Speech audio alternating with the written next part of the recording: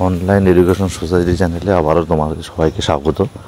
আজকে আমরা class 4 Ryan মার্টিনের সেকেন্ড সামেটিভ স্পেশালের পরিবেশ বিজ্ঞানের 2য় নাম্বার স্কুল করব। তো বন্ধুরা স্কিপ না করে সম্পূর্ণ দেখতে থাকো। তাহলে 2 number school Krishnanagar collegiate school. তো নিচের প্রশ্নগুলোর এক কথায় উত্তর দাও। তো প্রথম প্রশ্নটা আমরা দেখছি, বশিষ্ঠের স্ত্রীর কে? তাহলে আমরা উত্তর লিখব, বশিষ্ঠের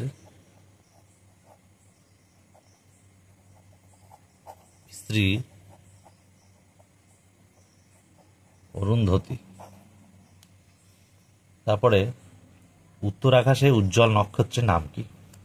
উত্তর আকাশে উজ্জ্বল নক্ষত্রের নাম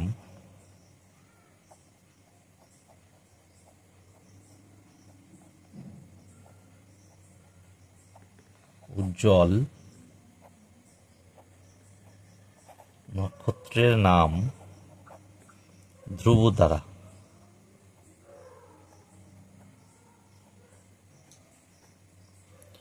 ধ্রুবতারা।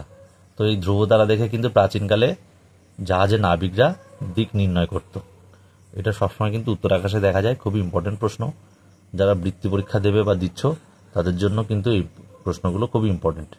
এর পাশাপাশি আমি অন্যান্য প্রশ্নের অন্যান্য উত্তরও বলে দেবো, যা তোমাদের সুবিধা হবে পরীক্ষা দিতে বা অন্য পরীক্ষা প্রশ্নগুলোর উত্তর অ্যাটেন্ড করতে।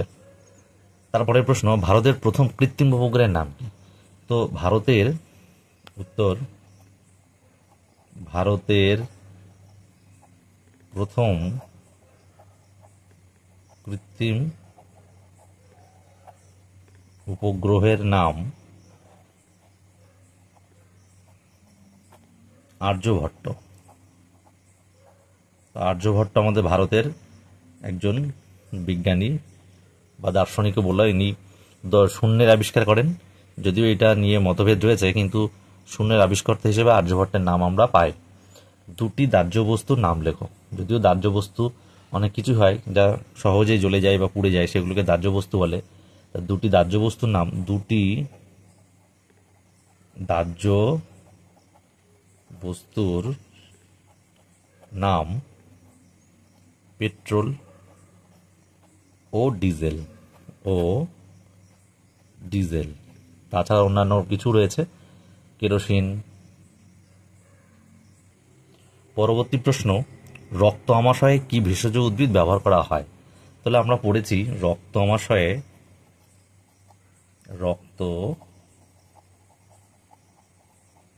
আমাশয়ে আমরুল পাতা বা অনেকে অশোক ফুলও করে, অশোক ফুল ব্যবহার করা হয়। তারপরে বলছে সিল্কের শাড়ির জন্য কোন কোন জায়গা বিখ্যাত? তাহলে সিল্কের শাড়ির জন্য আমরা কোন কোন জায়গা পাই? বাঁকুড়ার বিষ্ণুপুর ও মুর্শিদাবাদ। কি লিখব? সিল্কের শাড়ির জন্যে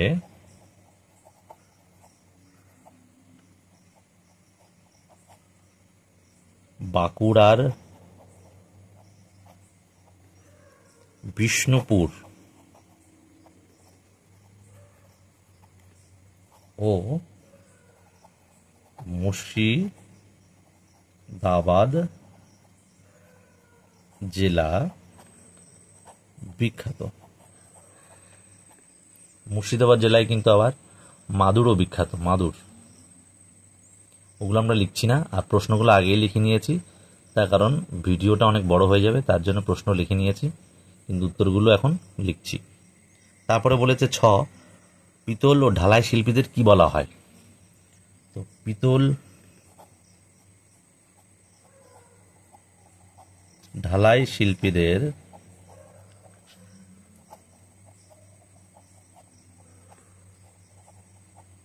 বিভিন্ন জায়গায় বিভিন্ন রকম নাম দেওয়া হয়। তো কোথাও মালাহার, তোমরা এটাও লিখতে পারো ঢেপো, বা এটাও লেখা যায় শ্যাকড়া, নাম বা নামে ডাকা হয়। ঠিক আছে। তারপরে বলছে ছৌ নাচ কোন জেলায় দেখা যায়?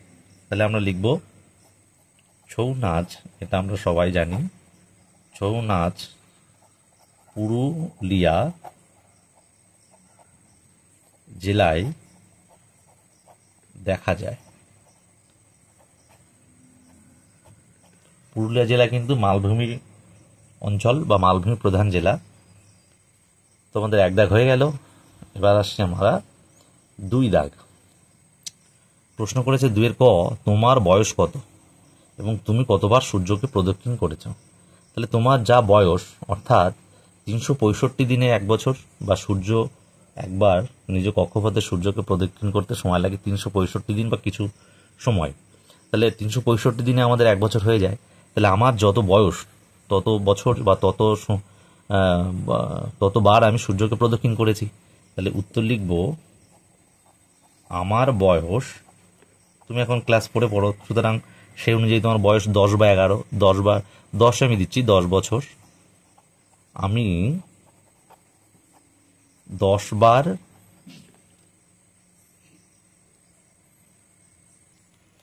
তাহলে আমি 10 বার প্রদক্ষিণ করেছি, হবে প্রদক্ষিণ করেছি। সপ্তর্ষিমণ্ডলের নক্ষত্রগুলির নাম লেখো। তাহলে সপ্তর্ষিমণ্ডলের উত্তর আমরা লিখব সপ্তর্ষিমণ্ডলের 7টি নক্ষত্রের নাম হলো,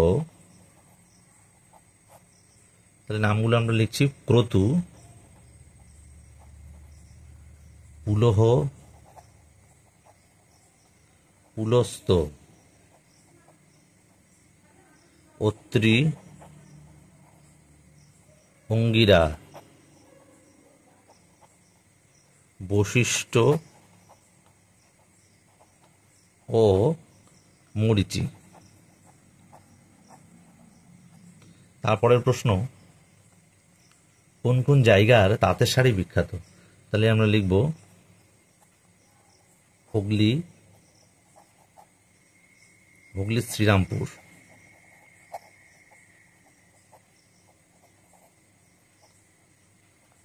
ধনেখালি ও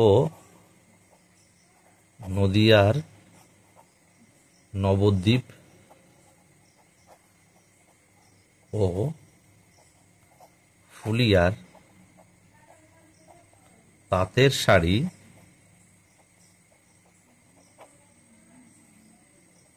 বিখ্যাত। তারপরের প্রশ্ন, শাড়ি গান কি? দেখো, শাড়ি গান মানে একসাথে ছন্দবদ্ধভাবে গাওয়া হয়। তো কি কি ক্ষেত্রে দেখো, ছাদ পেটানো, নৌকা চালানো,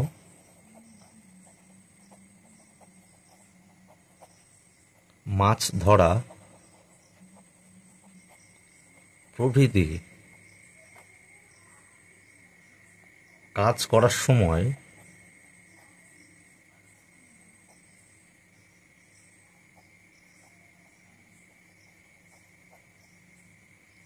মানুষেরা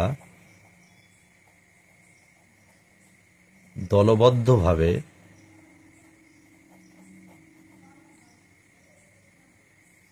সময় ও শ্রম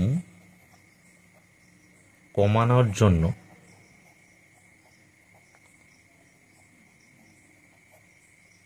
যে গান গায় তাকে শাড়ি গান বলে। তারপরে প্রশ্ন, কোন কোন জেলার গালা শিল্প বিখ্যাত? তো পুরুলিয়া জেলার ঝালদা, বাঁকুড়া জেলার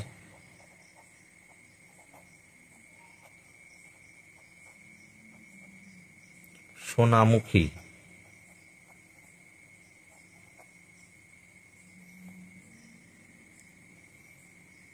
গালা শিল্পের জন্য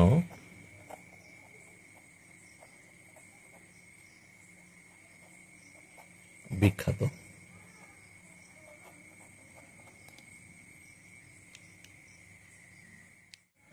তারপরে প্রশ্ন 3 দাগে নিচের প্রশ্নগুলো উত্তর দাও যে ছৌ নাচের মুখোশ কি কি জিনিস দিয়ে তৈরি হয়। ছৌ নাচ তো পুরুলিয়ায় হয়, কি কি জিনিস দিয়ে হয় সেটা আমরা এখন লিখব। তাহলে কি কাঠ বা বেত, কাঠ বা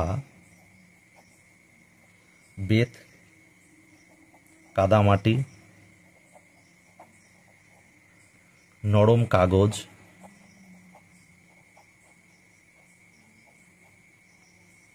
আঠা, তারপর কাপড়,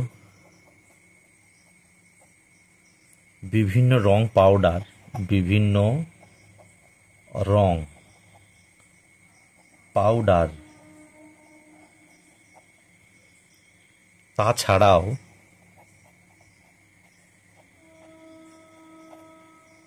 আকর্ষণীয় করার জন্য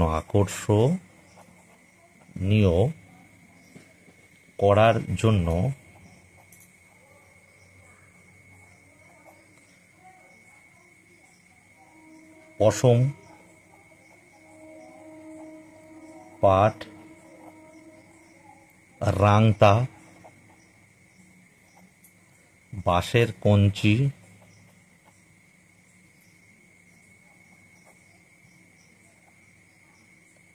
প্লাস্টিক ফুল, পুঁতি প্রভৃতি জিনিস ব্যবহার করি।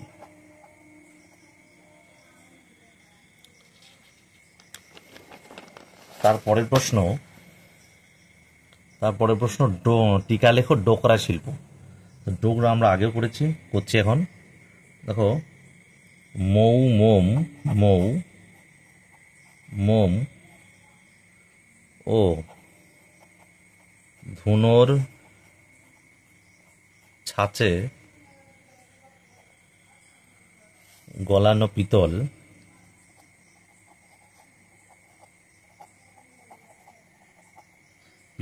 ঢেলে নানা ধরনের আকৃতি দিয়ে যে সমস্ত জিনিসপত্র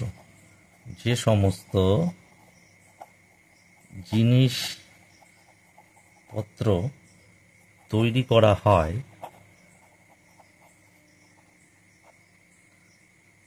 তাকে ডোকরা শিল্প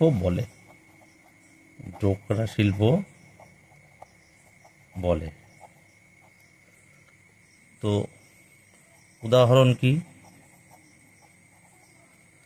কাজললতা, সন্ধ্যা প্রদীপ,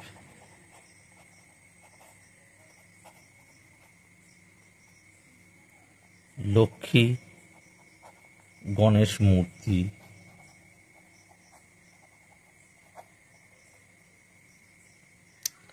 ধূপদানি প্রভৃতি। আর অ্যাড করা যেতে পারে যেটা পশ্চিমবঙ্গের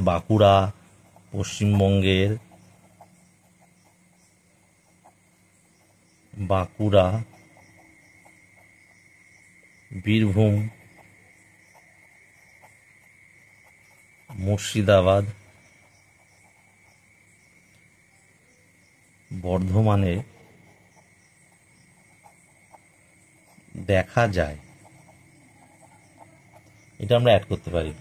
আমাদের শেষ প্রশ্ন বলেছে সাপে কামড়ানো রোগীকে কিভাবে চিকিৎসা করা হয়। তো যে সমস্ত উপায়ে চিকিৎসা করব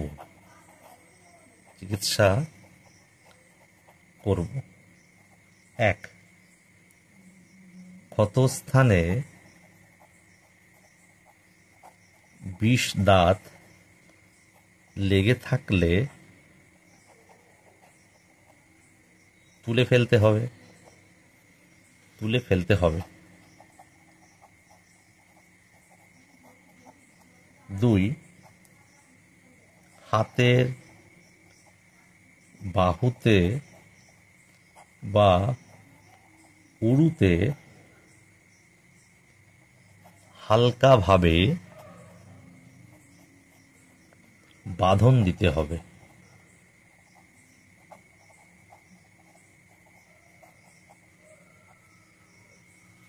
3 পয়েন্ট, খুব দ্রুত হাসপাতালে নিয়ে যেতে হবে।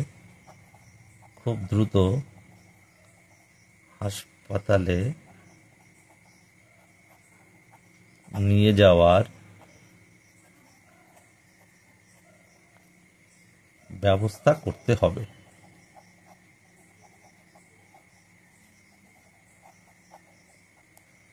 আর কি, রোগীকে অবশ্যই সাহস দিতে হবে। রোগীকে অবশ্যই সাহস দিতে হবে। 5, বমি করতে চাইলে বমি করতে দিতে হবে।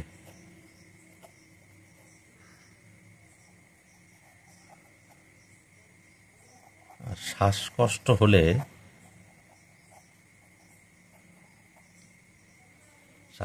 হলে মুখে মুখ লাগিয়ে শ্বাস দিতে হবে। তো ব্যাস, এটা আমাদের একটা স্কুল শেষ হয়ে গেল।